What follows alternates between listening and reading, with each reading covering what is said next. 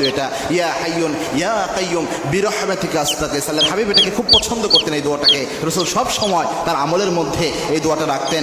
এবং কি আল্লাহর হাবিব সাল্লাল্লাহু আলাইহি ওয়াসাল্লাম আরেকটা দোয়া পড়তেন, আল্লাহুম্মা হদিনি ওয়া সাদ্দিদনি। এই দোয়াটা আল্লাহর হাবিব সাল্লাল্লাহু আলাইহি ওয়াসাল্লাম পড়তেন। এই দোয়াটা পড়ে আল্লাহর কাছে সাহায্য চাইতে পারেন। 3 নাম্বার হচ্ছে পেরেশানিতে পড়েছেন, টেনশনে পড়েছেন, এই সময় আল্লাহর হাবিবের পছন্দের একটা দোয়া, যেই দোয়াটা সকাল সন্ধ্যা 7 বার পড়লে আপনার আর কোনো টেনশন করতে হবে না আপনার জীবন নিয়ে, আল্লাহ আপনার জিম্মাদারি নিয়ে নেবেন।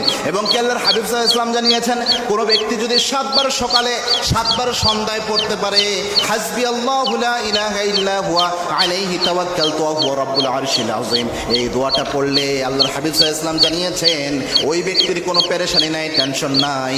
ওই ব্যক্তি যখন এই দোয়াটা পড়বে, ওই ব্যক্তির যাবতীয় জিম্মাদারি আল্লাহ রাব্বুল আলামিন গ্রহণ করে নেবেন। সুবহানাল্লাহ। ওই ব্যক্তির নিজেকে নিয়ে কোনো টেনশন করতে হবে না, তার জীবনের ক্রাইসিস নিয়ে তার পেরেশান হতে হবে না, আল্লাহ তার জিম্মাদারি নিয়ে নেবেন।